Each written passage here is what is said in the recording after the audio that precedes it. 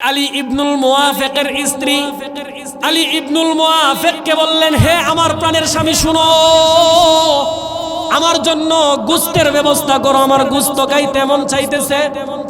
আলী ইবনুল মুওয়াফিক চিন্তা করলো, আমি মুচি মানুষ, গরিব মানুষ, আমার কাছে তো টাকা পয়সা নাই গোশত খাওয়ার জন্য, কোথায় গোশত পাবো? রাত্রিবেলায় উনি ঘর থেকে বের হয়ে গেছে কোনো প্রতিবেশীর কাছে কি কোনো গোশত পাওয়া যায় কিনা এটা দেখার জন্য। হাঁটতে হাঁটতে এক বাড়ির মধ্যে গেল, যাওয়ার পরে ওই একজন মহিলা সে গোশত পাকাইতেছে।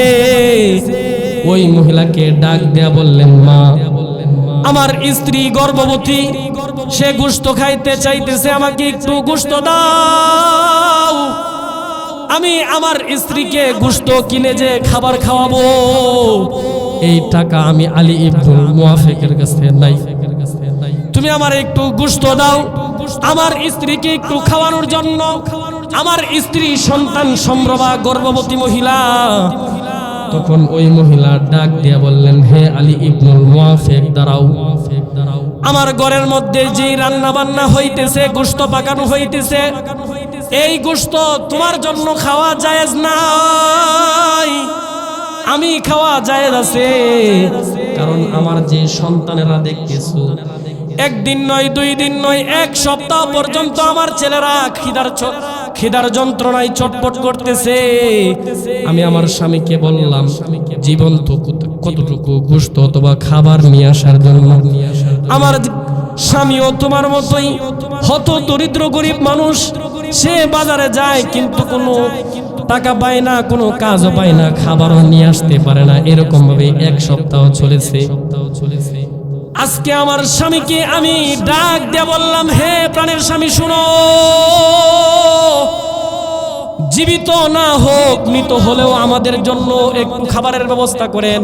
তখন আমার স্বামী, এই যে গোশত দেখতেছো, এই গোশত হচ্ছে মৃত প্রাণীর গোশত। কোন প্রাণীর? মৃত প্রাণীর গোশত। এই মৃত প্রাণীর গোশত আমার জন্য খাওয়া যায় আছে, কিন্তু আপনার জন্য খাওয়া জায়েজ নাই। এই কথা বলার পরে আলী ইবনুল মুওয়াফিক রাহমাতুল্লাহি আলাইহি গভীর চিন্তার মধ্যে পড়ে গেলেন। মুসলিম শরীফের হাদিস, এই হাদিসের রাবি হচ্ছেন হযরতে আবু হুরায়রা রাদিয়াল্লাহু তাআলা আনহু। عن أبي هريرة رضي الله تعالى عنه قال قال رسول الله صلى الله عليه وسلم, আল্লাহর নবীর সাহাবী হযরত আবু হুরায়রা রাদিয়াল্লাহু তাআলা আনহু বলেন, আল্লাহর নবী সাল্লাল্লাহু আলাইহি ওয়াসাল্লাম বলেন, মান কানা ইউমিনু বিল্লাহি ওয়াল ইয়াউমিল আখির, যেই ব্যক্তি আল্লাহর প্রতি ঈমান রাখে, বিশ্বাস করে, আল্লাহকে রব হিসেবে মানে এবং আখিরাতকে বিশ্বাস করে, যেই ব্যক্তি এই দুইটা কাজ করে, যেই ব্যক্তি এই দুইটা বিশ্বাস লালন পালন করে, এক নম্বরে হচ্ছে আল্লাহকে মালিক হিসেবে মানে, রব হিসেবে মানে, দুই নম্বরে হচ্ছে আখিরাত বিশ্বাস করে। আল্লাহর রাসূল বলতেছেন, ফালা ইউযি জারাহু, যেই ব্যক্তি আল্লাহকে বিশ্বাস করে এবং আখিরাতকে বিশ্বাস করে, ওই ব্যক্তি যেন তার প্রতিবেশীকে কখনো কষ্ট না দেয়। সুবহানাল্লাহ বলেন, সুবহানাল্লাহ বলেন। কত কঠিন কথা বলছে দেখছেন কি? কথা বলছে দেখছেন কি?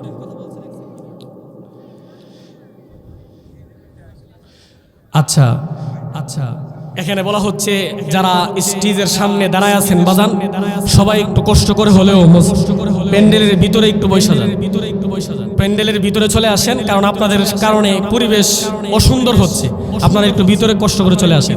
তো যেই কথা বলতেছিলাম, আল্লাহর রাসূলের সাহাবী হযরতে আবু হুরায়রা বলতেছেন, আল্লাহর রাসূল বলেন, যেই ব্যক্তি আল্লাহকে বিশ্বাস করে এবং আখিরাতকে বিশ্বাস করে, যে ব্যক্তি এই দুইটা জিনিসকে বিশ্বাস করে, ওই ব্যক্তি যেন তার প্রতিবেশীকে কষ্ট না দেয়।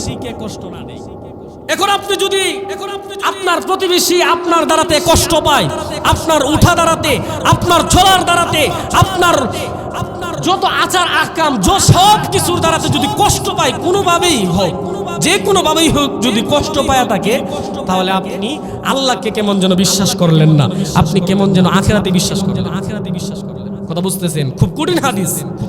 এই জন্য আমরা যদি আল্লাহকে বিশ্বাস করি এবং আখিরাত বিশ্বাস করি, তাহলে প্রতিবেশীকে কষ্ট দেওয়া যাবে কি যাবে না? প্রতিবেশীকে কষ্ট দেওয়া যাবে না। আরো ভয়ঙ্কর একটা হাদিস আমি আপনাদেরকে শোনাই। এই হাদিসে হযরত আবু হুরায়রা থেকে বর্ণিত। عن أبي هريرة رضي الله تعالى عنه قال قال رسول الله صلى الله عليه وسلم والله لا يؤمن والله لا يؤمن والله لا يؤمن হযরত আবু হুরায়রা বলতেছেন, আল্লাহর নবী বিশ্ব নবী জনাবে মুহাম্মদুর রাসূলুল্লাহ সাল্লাল্লাহু আলাইহি ওয়াসাল্লাম সাহাবীদেরকে নিয়ে এরকম ভাবে একদিন মজলিসের মধ্যে বসা।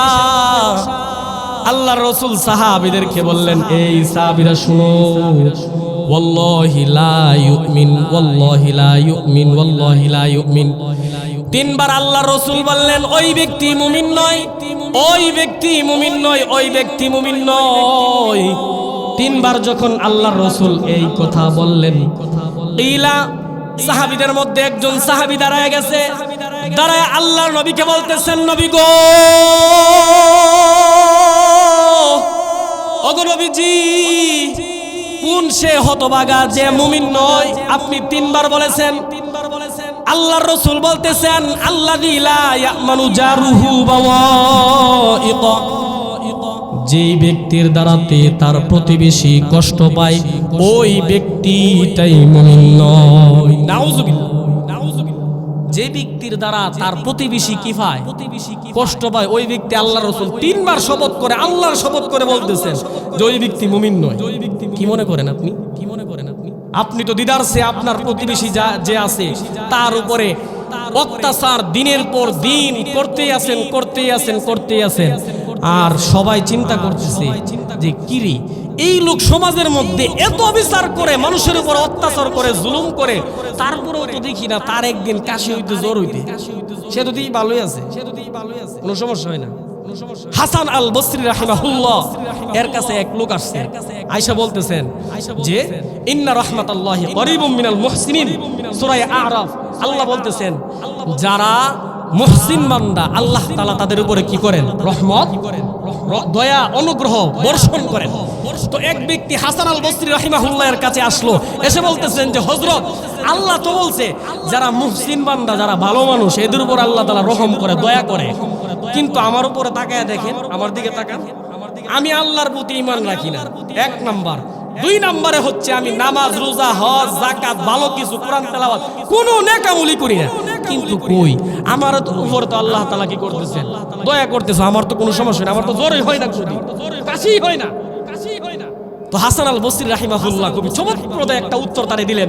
হাসান আল বসরি রাহিমাহুল্লাহ বলতেছেন যে দেখো, যেই ব্যক্তির উপরে আল্লাহ তাআলা দয়া করছেন ওই ব্যক্তি ঈমানদার হতে পারে, আর যেই ব্যক্তির উপরে আল্লাহ তাআলা দয়া করছেন ওই ব্যক্তি নামাজ পড়তে পারে, রোজা রাখতে পারে, হজ করতে পারে, আরো যত নেক আমল আছে, দান, সদকা, তাসবিহ, তাহলিল, কোরআন তেলাওয়াত, সব নেক আমল করতে পারে ওই ব্যক্তি যার উপরে আল্লাহ তাআলা দয়া করছে। কথা বুঝতেছেন? তুমি যে দেখতেছো, তুমি কোনো সমস্যা হইতেছে না, তুমি না, এক নম্বরে হচ্ছে তুমি কাফের, ঈমান আনতে পারো নাই। দুই নাম্বার হচ্ছে ইসলামের কোনো আমল তুমি করতে পারতেছো না। এর চাইতে বড় রহমত থেকে বঞ্চিত আর কেউ আসমানের নিচে, জমিনের উপর আর কেউ না, তোমার উপরে আল্লাহ রহমত করছে না। যদি রহমত করতো তাহলে তুমি কি করতা? মহিলাদের জন্য যে সমস্ত মা বোনেরা ওয়াজ শোনার জন্য আসছেন, সকলেই আলম সাহেবের বিল্ডিং এর সামনে চলে যান, ওইখানে আপনাদের জন্য ব্যবস্থা করা হয়েছে। তো যেই কথা বলতেছি বাদান, যে আল্লাহর রহমত যারা পায়, দয়া যারা পায়, তারাই কিন্তু কি করতে পারে? ঈমান আনতে পারে, তারাই নেক আমলগুলো করতে পারে। যাদের উপর আল্লাহর রহমত নাই, আল্লাহর দয়া নাই, অনুগ্রহ নাই, ভালোবাসা নাই, তারা আল্লাহর প্রতি ঈমানও রাখতে পারে না, নেক আমলও করতে পারে না। কথা বুঝতেছেন? তো যেই হাদিস আমি আপনাদেরকে শুনাইলাম, আল্লাহর রাসূলের সাহাবী হযরতে আবু হুরায়রা বলতেছেন, আল্লাহর রাসূল তিনবার ওয়াল্লাহি, আল্লাহর শপথ করে বললেন, ওই ব্যক্তি মুমিন নয়, ওই ব্যক্তি মুমিন নয়, ওই ব্যক্তি মুমিন নয়, যেই ব্যক্তির দ্বারাতে তার প্রতিবেশী নিরাপদে থাকে না। ওই ব্যক্তি কি না মুসলমানই না? আপনি তো মনে করছেন যে আমি লা ইলাহা ইল্লাল্লাহ মুহাম্মাদুর রাসূলুল্লাহ পড়ছি, নামাজ পড়ি, গায়ের মধ্যে লম্বা পাঞ্জাবি লাগাইছি, মাথার মধ্যে বড় যেই টুপি আছে এই টুপি লাগাইছি, সারাদিন মসজিদের মধ্যে নামাজ পড়ি, রোজা রাখি, হজ করি, মানুষের দান সৎকার করি, সব করি, তেমনি আমি তো সবচেয়ে বড় মুসলমান। আল্লাহ রাসূল বলছেন না, ইমানদার এত সহজ, তোমার প্রতিবেশী যারা আছে তার সাথে তোমার উঠা বসা চলাফেরা কথাবার্তা ঠিক আছে কিনা দেখো, তুমি নিজে চিন্তা করে। আজকে ঘরের মধ্যে যাইবেন, বিছানার মধ্যে যখন শুইবেন তখন হিসাব মিলাইবেন। হাসিবু ক্বাবলা আন তুহাসাবু। আলী রাদিয়াল্লাহু তাআলা আনহু একটা কথা বলতেন যে তোমার হিসাব নেওয়ার আগে আগেই তুমি তোমার নিজের হিসাবটা একটু মিলিয়ে নাও। মুতু ক্বাবলা আন তামুতু। মৃত্যু আসার আগে আগেই তুমি নিজে একবার মইরা দেখো, তুমি একটু চোখ বইসা দেখো না, তুমি মইরা গেলে কি হয় দুনিয়ার মধ্যে, কোনো কিছু আটকায় থাকে কিনা। তুমি আজকে একটু হিসাব করে দেখো না, তোমার আমল নামা তুমি হিসাব করো, সমস্যা নাই, চিন্তা করে দেখো তুমি কয়টা ভালো কাজ করছো আর কয়টা খারাপ কাজ করছো, তাহলে তোমার কাছে তুমি নিজেই ধরা খায় যাবে আগে আগে। কথা বুঝতেছেন? এই জন্য মুহতারাম হাজিরিন, যারা আমাদের প্রতিবেশী আছে এদের সাথে ভালো আচরণ করবেন, খারাপ আচরণ করবেন না। কথা বুঝতেছেন? এদের সাথে উঠা বসার ক্ষেত্রে খুবই সতর্ক হয়ে চলবেন। হযরতে আবু যর গিফারি থেকে আরেকটা হাদিস আপনি আপনাদেরকে শোনাই। এই হাদিস আপনি পেয়ে যাবেন বুখারী এবং মুসলিমের মধ্যে। আল্লাহর নবী সাল্লাল্লাহু আলাইহি ওয়াসাল্লাম আবু যরকে 7টা উপদেশ দিলেন। 7টা উপদেশের মধ্যে 1 নাম্বার উপদেশ হচ্ছে, আল্লাহর নবী সাল্লাল্লাহু আলাইহি ওয়াসাল্লাম আবু যর গিফারিকে বললেন, হে আবু যর, তুমি যারা এতিম মিসকিন অসহায় গরিব যারা আছে এদের সাথে তুমি চলাফেরা করবা, এদের সাথেই তোমার জীবনটা কাটিয়ে দিবা, এদের সাথেই যেন তোমার মরণটা হয়, মৃত্যু হয়। এটা হচ্ছে 1 নাম্বার নসিহত। 2 নাম্বার নসিহতে আল্লাহর নবী বলতেছেন, আবু যর, 2 নাম্বার নসিহত হচ্ছে তোমার প্রতি, তোমার যারা প্রতিবেশী আছে এদের সাথে ভালো আচরণ করবা, যদিও তোমার এই প্রতিবেশী দূরবর্তী হয়। কি হয়? দূরবর্তী প্রতিবেশী হইলে এর সাথে কি করবা? ভালো আচরণ করবা। এখন তো আমরা চিন্তা করে দেখেন, দূরবর্তী প্রতিবেশী যারা আছে এদের সাথে আমাদের সম্পর্ক তো ভাঙছে। কাছে ঘরের পাশে যেই ব্যক্তি আছে তার সাথে আমার সম্পর্ক ভালো, দূরেরটা তো আর অনেক পরে। কথা বুঝতেছেন? অথচ আল্লাহর রাসূল বললেন, আবু যর, 2 নাম্বার উপদেশ তোমার প্রতি, তোমার নিকটতম প্রতিবেশী যারা আছে এবং দূরবর্তী যারা প্রতিবেশী আছে এদের সাথে তুমি ভালো আচরণ করবা। 3 নম্বরে আল্লাহর নবী আবু যরকে বললেন, আবু যর, তুমি একমাত্র আল্লাহর কাছে চাইবা, তোমার যত প্রয়োজন আছে, তোমার খাবার লাগবে আল্লাহর কাছে চাইবা, তোমার পোশাক পরিচ্ছদ লাগবে আল্লাহর কাছে চাইবা, তোমার সন্তান লাগবে আল্লাহর কাছে চাইবা, টাকা পয়সা অর্থ করি যা কিছুর প্রয়োজন হয় আল্লাহর কাছে চাইবা। এমনকি জুতার ফিতাটা যদি ছিঁড়ে যায় তাহলে তুমি আল্লাহর কাছে বলবা, আল্লাহ আমার জুতার ফিতাটা ছিঁড়ে গেছে গো আল্লাহ, আমার জুতার ফিতাটাকে আপনি ব্যবস্থা করিয়া দেন। তারপরে তোমার যে প্রতিবেশী আছে অথবা অন্য যেই মানুষ আছে তাদের কাছে গিয়ে বলবা, আমার জুতাটা ছিঁড়ে গেছে, জুতার ফিতার প্রয়োজন ছিল, তুমি কি ব্যবস্থা করে দিতে পারবা কিনা, এই কথা বলবা। সরাসরি তারা গিয়ে বললো না যে আমার একটা জুতা ছিঁড়ে গেছে, জুতা দাও। আবু যরকে আল্লাহর রাসূল বললেন, আবু যর, সব কিছু একমাত্র আল্লাহর কাছ থেকে মঞ্জুর করায় নিয়ে আসবা, আল্লাহর কাছে চাইবা। 4 নম্বরে আল্লাহর নবী আবু যরকে বললেন, আবু যর, তুমি সদা সর্বদা সত্য কথা বলবা, মিথ্যার আশ্রয় নিবা না। ওয়া ইন কানা মুররান, তুমি যদি সদা সর্বদা সত্য কথা বলো তাহলে তোমার আশেপাশের যে মানুষ আছে তারা তোমার কাছে বিরুদ্ধে চলে যেতে পারে, তোমার কথাটা তাদের কাছে পছন্দ নাও হতে পারে, তারপরেও তুমি সদা সর্বদা সত্য কথা বলিয়া যাইবা। একমাত্র কার জন্য বলেন? একমাত্র আল্লাহর জন্য। লা ইলাহা ইল্লাল্লাহ, লা খালিকা ইল্লাল্লাহ, লা রাজিকা ইল্লাল্লাহ। আবু যরকে আল্লাহর রাসূল এটাই শিক্ষা দিলেন, আবু যর, আল্লাহ ছাড়া তোমার আপন কেহ নাই।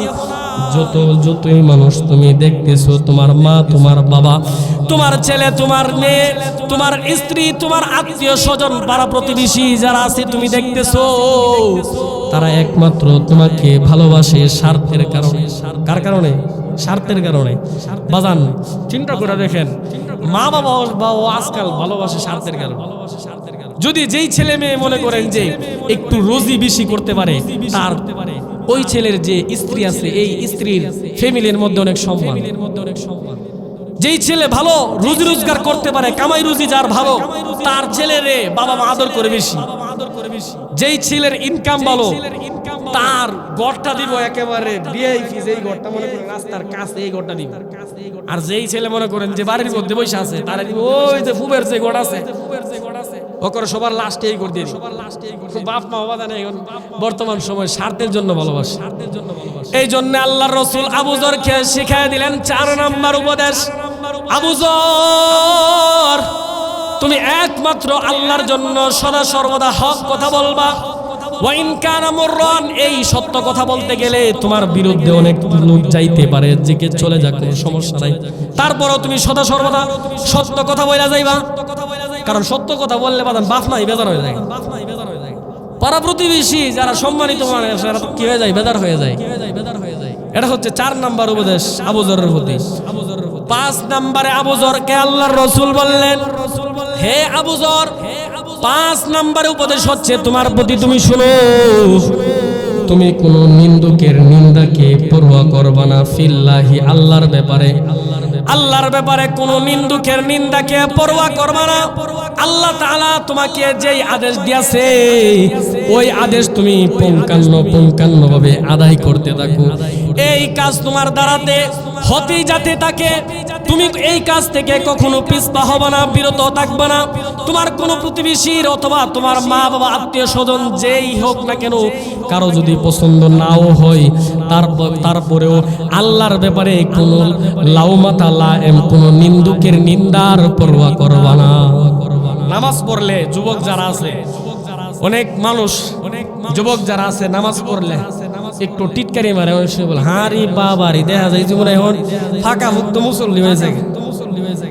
হ্যাঁ, তোর বাপের দেখছিস নামাজ পড়ছে না, তোর দাদাই নামাজ পড়ছে না, আর তুই এই বয়সে যাস নামাজ পড়তে, টিটকারি মারে। এই জন্য আল্লাহর রাসূল আবু যরকে হাদিস শিখাই দিয়েছে, আবু যর, আল্লাহর কাজ করতে গেলে অনেক মানুষ তোমারে পরনিন্দা করবে, তোমাকে পিছন থেকে গালমন্দ করবে, এই মানুষের নিন্দাকে নিন্দার পরোয়া করবা না, তোমার কাজ তুমি করে যাবে।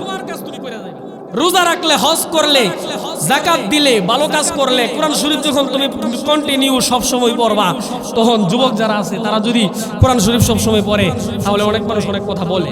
নামাজে আসলে, অন্যান্য নেক আমল করলে, এই যে আপনাদের মাহফিলের উদাহরণস্বরূপ যুবক যারা আছে, যদি মনে করেন এমনিতে কোনো নামাজও পড়ে না, রোজা করে না, হজ করে না, যাকাত দেয় না, এমনি কোনো নেক আমল করে না, যদি বছরে যদি মাহফিলের আয়োজন হয়, তাহলে মাহফিলের আয়োজনের সময় সবার ঘরে ঘরে যাইব, কে বলবো যে বাজার মাহফিলটা পড়াই দিচ্ছে, কিছু দেওয়ার চেষ্টা করেন, তখন অনেক মানুষ পিছনে পরনিন্দা করে, বলে যে সারা জীবন কোনো ইবাদতের খবর নাই, মাহফিল আইলে জীবন মাহফিলের লাগে আমরা বাড়িতে আসো না, আর কোন ইবাদত তুমি পাইছো না, এমনটা করা উচিত না। কথা বুঝতেছেন কিনা?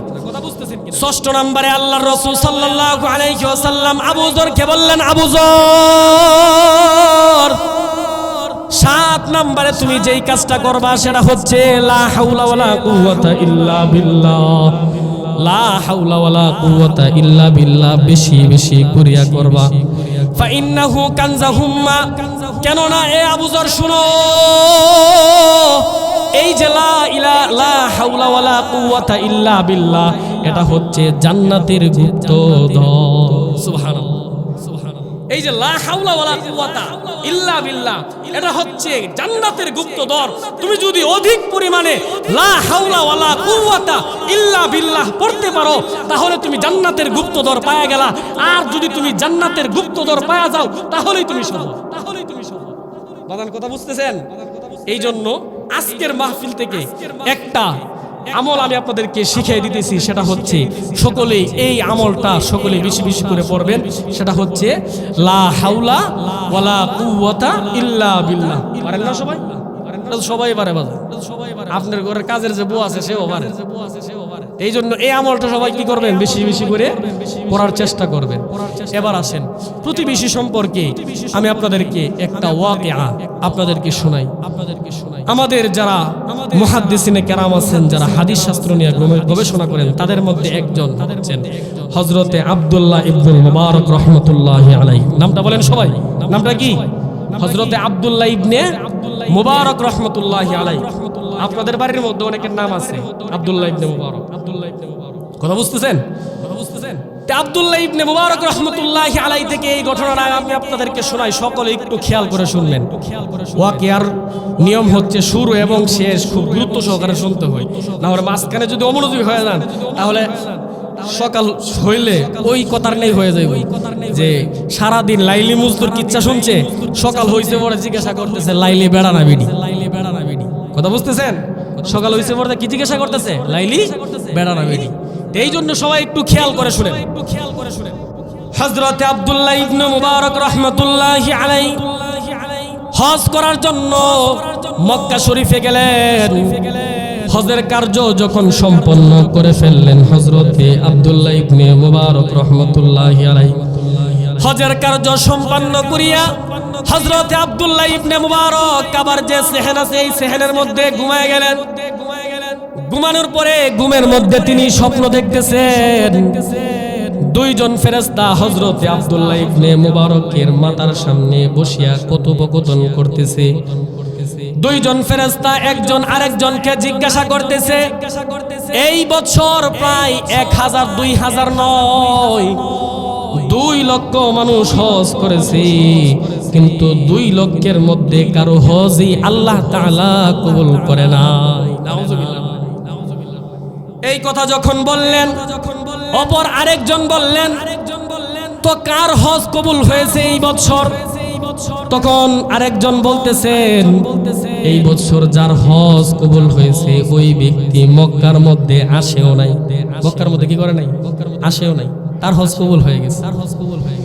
এই কথা বলার পরে লোকেরা ওই একজন আরেকজনকে জিজ্ঞাসা করলো, কার হজ কবুল হয়েছে, তার বাড়ি কোথায়?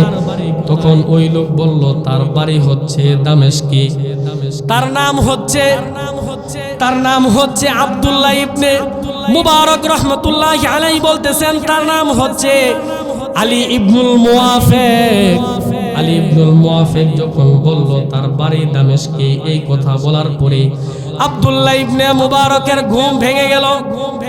ঘুম ভেঙে যাওয়ার পরে আব্দুল্লাহ ইবনে মুবারক রাহমাতুল্লাহি আলাইহি পেরেশান হয়ে গেছে। পেরেশান হয়ে উনি মনে মনে চিন্তা করলেন, এই বছর 2 লক্ষ হাজি হজ করেছে, কারো হজই কবুল করে নাই আল্লাহ তাআলা। এক ব্যক্তি হজের মধ্যে আসে নাই, তার হজ আল্লাহ কবুল করে নিয়েছেন। তার বাড়ি হচ্ছে দামেস্কে, তার নাম হচ্ছে আলী ইবনুল মুওয়াফিক।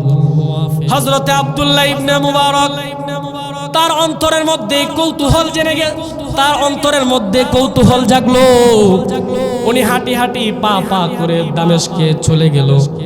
দামেস্কে গিয়ে লোকজনকে জিজ্ঞাসা করলেন, আলী ইবনুল মুওয়াফিক একজন ব্যক্তি আছে, তাকে চিনুনি তোমরা?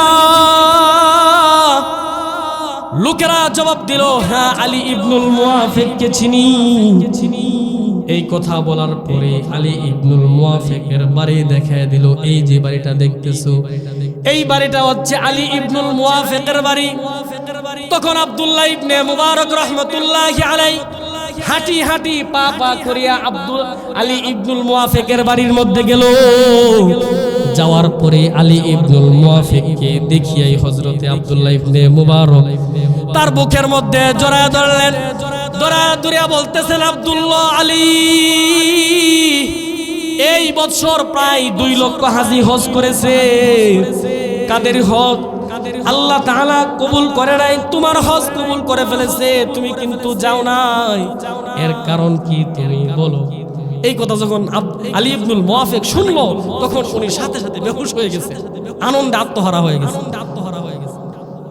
জ্ঞান যখন ফিরলো, জ্ঞান ফেরার পরে আব্দুল্লাহ ইবনে মুবারককে বলতেছেন, আব্দুল্লাহ শুনো, আমি আলী ইবনুল মুআফিক, আমি হচ্ছি একজন মুচি মানুষ। কি মানুষ? মুচি মানুষ। মুচি মানুষ চিনেন বাজার? যারা জুতা কি করে, সেলাই করে, জুতা পরিষ্কার করে তারা। এই কথা বলার পরে আলী ইবনুল মুআফিক বলতেছেন, আব্দুল্লাহ শুনো, আমি দীর্ঘ 30 বছর যাবত অল্প অল্প করে টাকা জমিয়েছি হজে যাওয়ার জন্য। এই বছর আমার হজে যাওয়ার জন্য যেই পরিমাণ অর্থ কোটি টাকার প্রয়োজন, এই পরিমাণে টাকা হয়েছে। আমি হজে যাওয়ার জন্য যে হজের যে গ্রুপ আছে তাদের সাথে যোগাযোগ করলাম, যোগাযোগ করে তাদেরকে টাকাও বুঝিয়ে দিয়ে গেছি।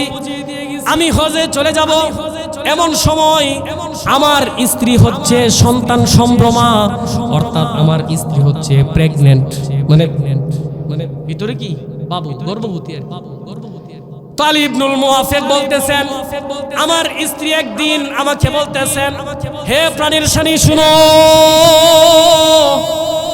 আমার মনে চাইতেছে গোশত খাওয়ার জন্য, আমাকে একটু গোশতের ব্যবস্থা করিয়ে দেন।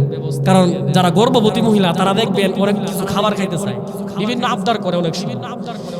তো এই নিয়ম অনুযায়ী আলী ইবনুল মুআফিকের স্ত্রী আলী ইবনুল মুআফিককে বললেন, হে আমার প্রাণের স্বামী শুনো, আমার জন্য গোশতের ব্যবস্থা করো, আমার গোশত খাইতে মন চাইতেছে।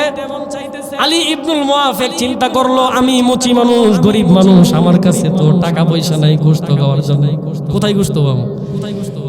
রাত্রি বেলায় উনি ঘর থেকে বের হয়ে গেছে কোনো প্রতিবেশীর কাছে কি কোনো গোশত পাওয়া যায় কিনা এটা দেখার জন্য। হাঁটতে হাঁটতে এক বাড়ির মধ্যে গেল, যাওয়ার পরে ওই একজন মহিলা সে গোশত পাকাইতেছে। ওই মহিলাকে ডাক দেয়া বললেন, মা, আমার স্ত্রী গর্ভবতী, সে গোশত খাইতে চাইতেছে, আমাকে একটু গোশত দাও, আমি আমার স্ত্রীকে গোশত কিনে যে খাবার খাওয়াবো, এই টাকা আমি আলী ইবনুল মুআফিকের কাছে নাই, তুমি আমার একটু গোশত দাও আমার স্ত্রীকে একটু খাওয়ানোর জন্য। আমার স্ত্রী সন্তান সম্ভ্রমা গর্ভবতী মহিলা। তখন ওই মহিলা ডাক দিয়া বললেন, হে আলী ইবনুল মুআফিক, দাঁড়াও, আমার ঘরের মধ্যে যে রান্না বান্না হইতেছে, গোশত পাকানো হইতেছে, এই গোশত তোমার জন্য খাওয়া জায়েজ নাই, আমি খাওয়া জায়েজ আছে। কারণ আমার যে সন্তানেরা দেখতেছো, একদিন নয়, 2 দিন নয়, 1 সপ্তাহ পর্যন্ত আমার ছেলেরা খিদার যন্ত্রণায় চটপট করতেছে। আমি আমার স্বামীকে বললাম, জীবন্ত কতটুকু গোশত অথবা খাবার নিয়ে আসার জন্য। আমার স্বামীও তোমার মতোই হত দরিদ্র গরিব মানুষ, সে বাজারে যায় কিন্তু কোনো টাকা পায় না, কোনো কাজও পায় না, খাবারও নিয়ে আসতে পারে না। এরকম ভাবে 1 সপ্তাহ চলেছে। আজকে আমার স্বামীকে আমি ডাক দিয়ে বললাম, হে প্রাণের স্বামী শুনো, জীবিত না হোক, মৃত হলেও আমাদের জন্য একটু খাবারের ব্যবস্থা করেন। তখন আমার স্বামী, এই যে গোশত দেখতেছো, এই গোশত হচ্ছে মৃত প্রাণীর গোশত। কোন প্রাণীর? মৃত প্রাণীর গোশত। এই মৃত প্রাণীর গোশত আমার জন্য খাওয়া যায় আছে, কিন্তু আপনার জন্য খাওয়া জায়েজ নাই। এই কথা বলার পরে আলী ইবনুল মুআফিক রাহমাতুল্লাহি আলাইহি গভীর চিন্তার মধ্যে পড়ে গেলেন। উনি চিন্তা করতেছেন, আমি আলী ইবনুল মুআফিক টাকা জমিয়েছি হজ করার জন্য, হজের জন্য টাকা জমাও দিয়ে দিছি, আমি টাকা দিয়ে গিয়ে হজ করব, আর আমার যে প্রতিবেশী আছে, প্রতিবেশীর খাবার না খাইতে খাইতে খাবারের যন্ত্রণায় সে মৃত্যুবরণ করবে, খাবারের যন্ত্রণায় তারা মৃত পানি বক্ষণ করবে, এটা হতে পারে না। তখন আমি সাথে সাথে ওই মহিলার ঘর থেকে বের হয়ে গেছি। বের হয়ে ওই যে যার কাছে টাকা জমা দিয়েছি হজে যাওয়ার জন্য, তার কাছ থেকে আমার যে হজের যে টাকা জমানো যে টাকাটা ছিল, ওই টাকাটা আমি নিয়ে আসছি। আইসা ওই যে মহিলা আছে, ওই মহিলাকে দিলাম। মহিলাকে দেয়া করলাম, মারে আমার জন্য একটু দোয়া করিয়া দাও, আমি আলী ইবনুল মুআফিক গরিব মানুষ, আমি মুচির কাজ করি, জুতা সেলাই করি, জুতা সেলাই করে আমি আমার খাদ্য নির্বাহ করি, আমার জীবন পরিচালনা করি। এই যে অল্প অল্প টাকা জমাইছিলাম আমি হজে যাওয়ার জন্য, তোমাদের এই দূর অবস্থা দেখি আমি টাকা ফেরত নিয়ে আসছি, হজে যাব না। এই যে টাকা নাও, টাকা নিয়ে তোমরা যা ইচ্ছা তা কিনে খাও, আর বাকি একটা কাজ করবা, সেটা হচ্ছে আমার জন্য একটু দোয়া করবা। কি করবা? দোয়া করবা, যাতে করে আল্লাহ তাআলা আমার যে হজের নিয়ত করেছি আমি, এই হজ আমি করতে পারি। এই কথা বলি আমি চলে আসছি। হযরত আলী ইবনুল মুওয়াফিক রাহমাতুল্লাহি আলাইহি, আব্দুল্লাহ ইবনে মুবারক মনে আছেন? বাড়িতে যাচ্ছি, উনি তো জিজ্ঞাসা করতেছে। হযরত আব্দুল্লাহ ইবনে মুবারক রাহমাতুল্লাহি আলাইহি বললেন, হে আব্দুল্লাহ শুনো, আল্লাহ তাআলা যে 2 লক্ষ হাজির হজ কবুল করে নাই, আমার হজ আল্লাহ তাআলা কবুল করছে। এর একমাত্র কারণ হচ্ছে আমার প্রতিবেশীর সাথে আমি ভালো আচরণ করছি। সুবহানাল্লাহ, সুবহানাল্লাহ। মুহতারাম হাজিরিন, এই জন্য বাজান, যদি আপনি আমি প্রতিবেশীর সাথে ভালো আচরণ করতে পারি, তাহলে হজের সওয়াব কে দিবেন? আল্লাহ তাআলা দিয়ে দিবেন। এই জন্য প্রতিবেশীর সাথে ভালো আচরণ করতে পারবেন তো ইনশাআল্লাহ? কারা কারা করবেন হাত তোলেন, দেখেন, আল্লাহকে দেখেন। আল্লাহ তাআলা আমাদের হাতগুলোকে কবুল করেন, সকল বলেন আমিন। মুহতারাম হাজিরিন, এবার আসেন, আমি আপনাদের সামনে প্রতিবেশী, একজন প্রতিবেশী আর একজন প্রতিবেশীর কাছে কয়টা হক আছে, এই হকগুলো আমি আপনাদের সামনে ধারাবাহিকভাবে তুলে ধরবো। সবাই একটু খেয়াল করেন, সবাই একটু খেয়াল করেন, সবাই একটু খেয়াল করেন। আমার যে প্রতিবেশী আছে, আপনার যে প্রতিবেশী আছে, এই প্রতিবেশীর কাছে একজন আরেকজনের কাছে প্রায় 10টা হক পাও না। কয়টা হক বলেন সবাই? কয়টা হক বলেন সবাই? সবাই জোরে বলেন, সবাই জোরে বলেন। 10টা হক পাও না, 10টা হক পাও না। এক নম্বরে হচ্ছে আল্লাহর নবী সাল্লাল্লাহু আলাইহি ওয়াসাল্লামের সাহাবী হযরতে মুআজ ইবনে জাবালকে আল্লাহর নবী এই কথাটি বলতেছেন, 10টা কথা বলছেন প্রতিবেশী সম্পর্কে। মুআজ, তোমার যে প্রতিবেশী যারা আছে এরা তোমার উপরে 10টা হক, আর এদের উপর তোমার উপরও এদের 10টা হক রয়েছে। আল্লাহর নবী হযরতে মুআজ ইবনে জাবালকে ডাক দিলেন, মুআজ, তোমার প্রতিবেশীর কাছে তোমার হক আছে এবং তোমার উপরে তোমার প্রতিবেশীর হক আছে। তোমার উপরে তোমার প্রতিবেশীর 1 নাম্বার হক হচ্ছে, তোমার কোন প্রতিবেশী যদি তোমার কাছে আইসা সাহায্য চায়, তাহলে তুমি তোমার প্রতিবেশীকে সাহায্য করবা, আর কোন প্রতিবেশীকে ঋণ দিয়া দিবা। কি করবা? 2 নাম্বার হক, যদি ঋণ চাই তাহলে কি করবা? ঋণ দিবা। আমরা তো মনে করেন যে আমি আপনাদের যে ভৈরব আছে, এই ভৈরবে আমি থাকি আর কি, আমার মাদ্রাসা মসজিদ আছে, তো আমার মসজিদের যে মুসল্লি আছে ওনার ছেলে বাহিরে প্রবাসে যায়, তো উনি বলতেছেন যে দেখেন বাবা, আমি সবার কাছ থেকে টাকা পয়সা নিয়েছি, অনেকের কাছ থেকেই হাওলা ঋণ আর কি। ঋণ যে মানে যেটা সুদ ছাড়া ঋণ, আবার মনে করেন না, আমরা তো গ্রামের মানুষ মনে করি যে ঋণ মানে সুদ, এটা না। ঋণ মানে হচ্ছে হাওলাত, যেটাকে বলা হয়। হ্যাঁ বাবা বলছে সঠিক কথা, হাওলাত মানে আপনি যত টাকা দিবেন আবার আপনাকে ব্যাগ এত টাকাই দিবেন। মনে করেন 20,000 টাকা দিচ্ছেন, আবার 1 বছর পরে 20,000 টাকাই দিচ্ছেন, কথা বুঝছেন? এটা হচ্ছে ঋণ।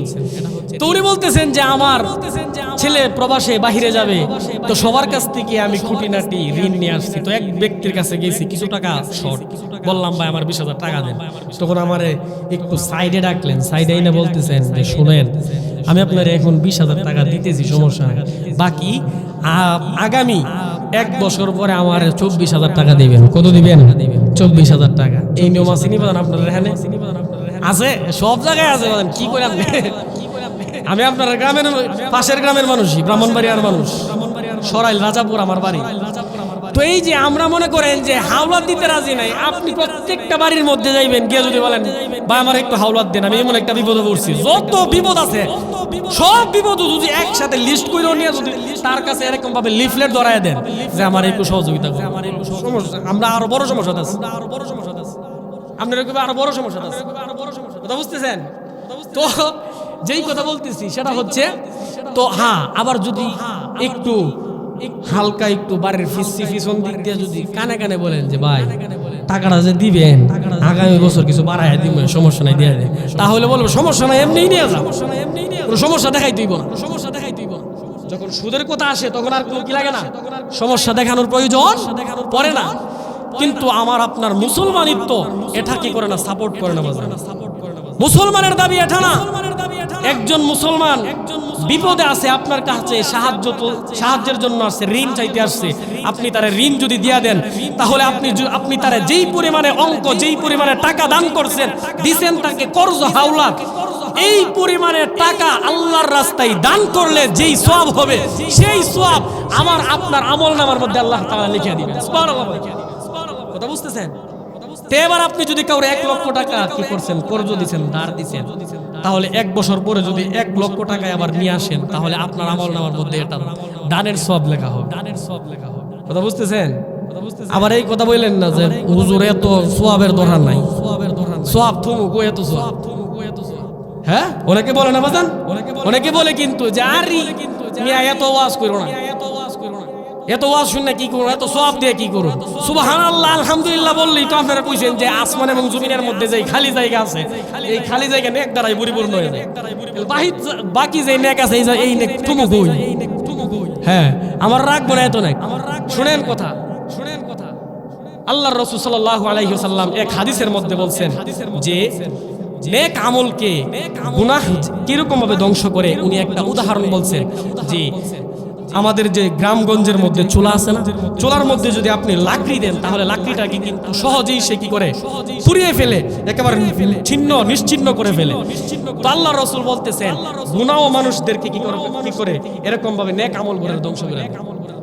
সহজে আরো বোঝায় আপনাদেরকে, আপনাদের এই যে প্যান্ডেল আছে, এই পুরাটা প্যান্ডেল যদি আপনি তুলা দিয়ে ভরপুর করে তোলেন, আর এক মাথার মধ্যে একটা দিয়াশলাইয়ের যে আগুন আছে মেস, এই একটা দেশলাইয়ের একটা কাঠি যদি এই পুরা তুলা ভর্তি এই স্টিজের এক কোণার মধ্যে একটু লাগায়া দেন আগুন, তাহলে পুরাটাই মনে করেন যে ফুটতে কি 1 বছর লাগবো, নিমিষেই পুরো একেবারে চারকার হয়ে যায়।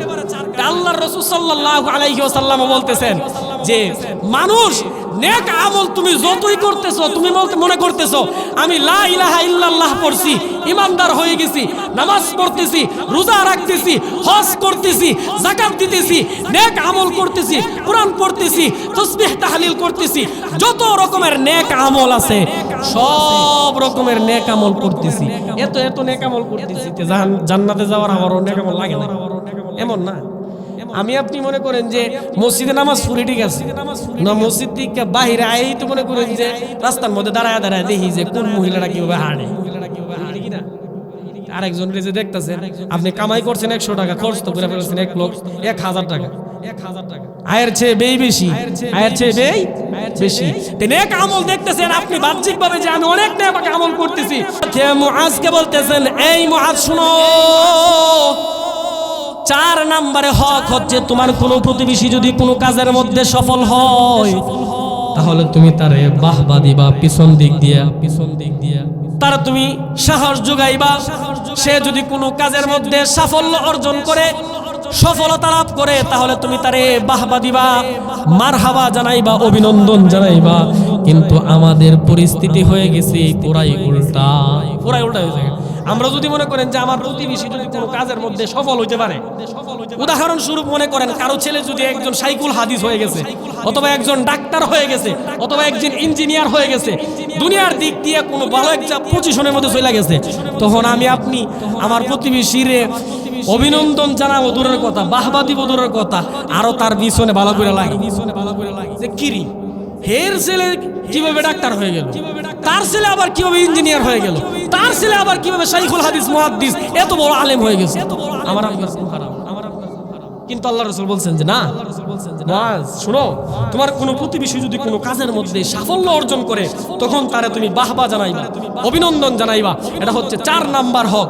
5 নম্বরে হক হচ্ছে আল্লাহর রাসূল বলতেছেন, এই মুআজ শুনো, তোমার কোনো প্রতিবেশী, সকলে দিয়ে খেয়াল করেন, হযরতে মুআজকে আল্লাহর রাসূল বলতেছেন, হে মুআজ শুনো, তোমার কোনো প্রতিবেশী যদি কোনো কাজ করতে গিয়ে যদি কি হয়, ব্যর্থ হয়, তাহলে তুমি তারা কি করবা, তার পিছনে গিয়ে দাঁড়াইবা, তারা একটু বুঝ দিবা। কারণ অনেক সময় গ্রামের মধ্যে অথবা শহরের মধ্যে যারা ব্যবসায়ের কাজ করে, ব্যবসা করতে গিয়ে অনেক সময় দেখা গেছে ধরা গায়ে গেছে, ফেস লাগা গেছে, সব শেষ। তখন আল্লাহ রাসূল বলছেন যে শুনো, তারে দেখা মুখ ফিরিয়ে নিও না, সব জায়গার মধ্যে কি ফেল, তার কাছে গিয়ে আবার কি করবে, তো এই জন্য 5 নম্বরে হক হচ্ছে তোমার কোনো প্রতিবেশী যদি কোনো কাজের মধ্যে ব্যর্থ হয়ে যায় তখন তারা কি দিবা, একটু তার পিছনে গিয়া দাঁড়াইবা। আর 6 নম্বরে হক হচ্ছে তোমার কোনো প্রতিবেশী যদি মৃত্যুবরণ করে তখন তার জানাজার মধ্যে গিয়ে কি হইবা, শরীক হইবা। কারণ কামা তাদিনু তুদানু, যেমন কর্ম তেমন ফল। আপনি যদি কারো জানাজায় আজকে শরীক হন তাহলে কালকে আপনার জানাজায় আরেকজন এসে কি হবে, শরীক হবে। আপনি সারাদিন বছরের পর বছর, মাসের পর মাস, সপ্তাহের পর সপ্তাহ মানুষ মারা যাইতেছে আর সবাই জানাজা পড়তেছে, আপনি ঘরের মধ্যে বসে আছেন, আপনি জানো না সুই দেখতে না। আপনার উপর হক, এটা মুসলমানের উপর হক আরেকজন মুসলমানের তার জানাজার মধ্যে সে শরীক হবে, এটা হচ্ছে 6 নাম্বার হক। 7 নম্বরে হচ্ছে হযরতে মুআজকে আল্লাহর রাসূল বললেন, মুআজ শুনো, তোমার কোন প্রতিবেশীকে তুমি যখন বিল্ডিং নির্মাণ করবা তখন এইরকম ভাবে বিল্ডিং বানাইবা না যাতে করে তোমার প্রতিবেশীর বাতাস বন্ধ হয়ে যায়। কি বন্ধ হয়ে যায়?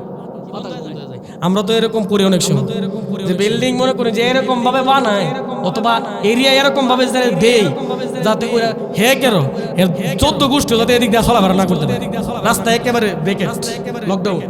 কিন্তু আল্লাহ রাসূল বলছেন যে না মুআজ, যখন তোমার কোন প্রতিবেশী, তুমি যখন বাড়ি নির্মাণ করবা তখন এইরকম ভাবে প্রাসাদ বাড়ি নির্মাণ করবা না যাতে করে তোমার প্রতিবেশীর বাড়ির মধ্যে বাতাস আসা যাওয়া বন্ধ হয়ে যায়, এটা করবা না। কথা বুঝতেছেন? 8 নম্বরে হচ্ছে আল্লাহ রাসূল সাল্লাল্লাহু আলাইহি ওয়াসাল্লাম মুআজকে বললেন, মুআজ, যখন তুমি খাবার গোশত পাকাইবা তখন তোমার প্রতিবেশীর নিয়ে দিয়ে আসবা। আর 9 নম্বরে হক হচ্ছে মুআজ ইবনে জাবালকে আল্লাহর রাসূল সর্বশেষ উপদেশ, সেটা হচ্ছে যখন তুমি কি করবা, ফল ফ্রুট বাজার থেকে খরিদ করে নিয়ে আসবা তখন ফল খেয়ে এর যে খোসা আছে, বাকল, এই বাকলগুলা তুমি তোমার পাড়া প্রতিবেশী যারা আছে এদের রাস্তাঘাট বাড়ির মধ্যে ফালায় রাখবা। কারণ তোমার প্রতিবেশী বাড়ি তোমার পাশে যারা আছে এদের মধ্যে এমন অনেক মানুষ আছে যারা দিনের পর দিন চলে যায়, সপ্তাহের পর সপ্তাহ চলে যায়, মাসের পর মাস চলে যায়, বছরের পর বছর চলে যায়, কিন্তু একদিন ফল কিনে আনবে এই সামর্থ্য হয় না। তুমি তো দিলে প্রতিদিন খাইতেছো ফল, প্রতিদিন গোশত খাইতেছো, 12 যত ধরনের খাবার আছে সব খাইতেছো, কিন্তু তোমার প্রতিবেশী এমন অনেক গরিব মানুষ আছে নিজের পেট চালাইতেই কষ্ট, আবার ফল কোন সময় আনবে? এই জন্য ফল খায়া তোমার প্রতিবেশীর বাড়ির সামনে তোমার রাস্তার মধ্যে ফালাইবা না। কারণ তোমার প্রতিবেশী যারা গরিব আছে এর ছেলে যখন এই যে খোসা আছে, বাকল আছে, এই বাকল দেখবে তখন তারে বলবো যে বাবা আমাদের জন্য একটু নিয়ে আসেন। তখন সে আল্লাহর কাছে ডাক দিয়ে বলবেন, আল্লাহ, আমি গরিব মানুষ, আমার অর্থ করি নাই, টাকা পয়সা নাই, আল্লাহ আপনি তো দেখতেছেন প্রভু, হে আল্লাহ আপনি ব্যবস্থা করেন। আল্লাহর কাছে এই দোয়া করবে, তোমার বিরুদ্ধে নালিশও করতে পারে, এই জন্য তুমি কখনোই এই কথা এই কাজ করবা না। তুমি বাজার থেকে যখন ফল ক্রয় করে আনবে, কিনে আনবে, তখন ফল খেয়ে ফলের যে খোসাগুলো আছে এই খোসাগুলো তোমার প্রতিবেশীর বাড়ির সামনে ফালাইবা না। কথা বুঝতেছেন? তো এই সবগুলা বাজার আপনাদের সামনে প্রতিবেশীর হক সম্পর্কে এবং প্রতিবেশী সম্পর্কে কোরআনের আয়াত এবং হাদিস সবগুলার মর্ম হচ্ছে এটাই যে আমরা আমাদের প্রতিবেশী যারা আছে এদের সাথে কি আচরণ করবো? বাজান সবাই জোরে বলেন, ভালো আচরণ করব, খারাপ আচরণ করব না। কারণ ভালো আচরণ করলে আল্লাহ রাসূল বলছেন যে খায়রুল আসহাবি ইনদাল্লাহি তাআলা খায়রুহুম লিসাহিবিহি ওয়া খায়রুল জিরানি ইনদাল্লাহি তাআলা খায়রুল লিজারিহি। আল্লাহর কাছে সবচেয়ে উত্তম বন্ধু হচ্ছে সে ব্যক্তি যে তার বন্ধুর কাছে ভালো। কারণ আপনার বন্ধু তো আপনার চরিত্রটা ভালো করে জানে। আপনার বন্ধুর কাছে যদি ভালো হইতে পারেন তাহলে আল্লাহর কাছেও ভালো। তারপর আল্লাহ রাসূল বলছেন তোমার কোন প্রতিবেশীর যদি তুমি কল্যাণ চাও তাহলে তুমিও আল্লাহর কাছে কি ভালো। আল্লাহ পাক রব্বুল আলামিন আমাদের সকলকেই কথাগুলি বুঝে আমল করার মতো তৌফিক দান সকল।